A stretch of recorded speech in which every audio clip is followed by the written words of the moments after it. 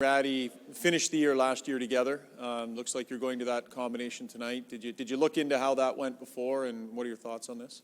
I'm going to that combination for first shift. We'll see how it works.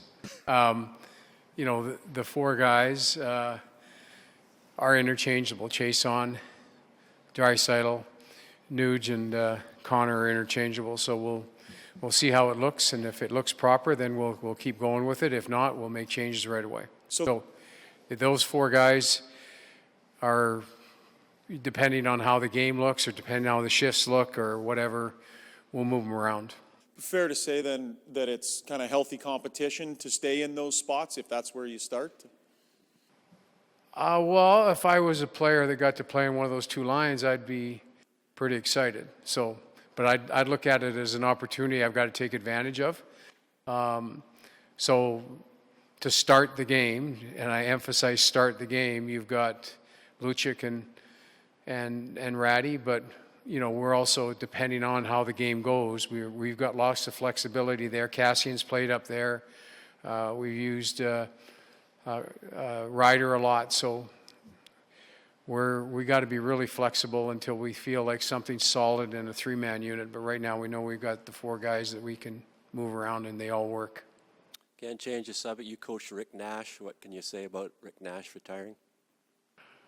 Well, he was really interesting because he's another player that adjusted his game to become a complete player, and it really showed up in the Olympics. Once we got him where he was killing penalties and matching head-to-head against top players, his whole disposition on the ice changed, where he became really proud of being a 200-foot player and very effective. And he was one of those guys that when you were on the power play and he was killing penalties, he scared you to death because he was one bobbled puck away from and going on a breakaway or a 2-on-1, and he could really finish those. But the other thing for me was he was unbelievable positional player. He could play, he was such a smart player, he was so good positionally, and that's why whenever we needed help in the two Olympics, he was the guy that went on the line. So when we needed to get a line going, Nash was the guy that we pushed into there, and he was a good player. You have to push him to be a 200-foot player, or do you wake up one day and said, I'm going to be playing with these best players in the world, I've got to be at both ends? I think the year that we made the playoffs in Columbus, that's the year that was my second year. Everything changed for Rick. He bought into what we were selling, and he took the team on his back to a whole other level, and it put us in a good spot. He made players accountable, but he did it himself, and then it took everybody to a whole new level. And it's actually fun to see. It was one of the easiest sales jobs I've ever had, and we've been very close since. His wife is involved in Peloton in Columbus, and she does a great job there, and we stay in constant communication. I knew a month ago that he was not feeling great and was going to probably opt out. So that's a heck of a guy with a heck of a career, and I hope that he gets 100% health back here in the next not too distant future. Ken, Nugent Hopkins said that you're being outshot a lot of nights because there aren't enough second and third opportunities in the offensive zone. What can you as a coach do to get more of that created? I think it's a little bit before that's the problem. I think we're stuck on the three-quarter ice game. There's too much three-quarter ice, so we don't get enough zone time because of it. And before you can look at second and third opportunities, you got to have more zone time. We're stuck. We're not good enough in the neutral zone right now. We're not playing well enough in the neutral zone, managing the puck to allow us to have ozone time, and it's hurting us. And we're turning too many pucks over and getting caught on changes or just kind of neutralizing the game where it's stuck in the neutral zone for both teams. And we went through a stage where we were very good at managing the puck. So for me, if we manage the puck better through the neutral zone, we'll end up in that zone and get way more scoring opportunities, way more shots on goal.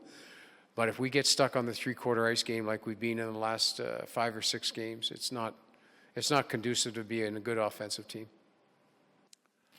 Ken, obviously coaching an NHL team is about the right now, right? You got to win tonight. You got to win this year. When you have players that are playing sometimes 27, 28 minutes, like Draisaitl, like McDavid, how do you balance their ability to help you each night against, I guess long term? How do you keep them healthy? How do you look out for tomorrow, or are you too busy looking out for today? You know what, Mark? You know what's changed for me is the data. Like, we get so much data from strength and conditioning people that I feel like I'm in control of that now, whereas before there was more guessing. It was eyeballing, visual, how does he feel? Now I get so much data, even after the skate. So I've got data on my desk right now. What was the energy like in the skate? What was the output? What was the input? I get this every day, and I feel like I'm really on top of it, and there's obviously a bar and a line that you want to make sure that you're involved in, but I feel like we're able to stay on top of the stuff. The one issue that still struggles is that the travel issue. The travel, to me, is what you have to be very careful of. And it's hard for players not to want to go home after a road trip. And it's hard for players to, you say, okay, we're going to overnight again and we're going to sleep late. They want to get home. And so that, to me, is the big challenge, is the sleep that everybody talks about, doing all this work. But the mental part of it is the players just want to go home. They don't want to show up at 3 o'clock in the afternoon the next day at home and then have all these domestic things that they got to do.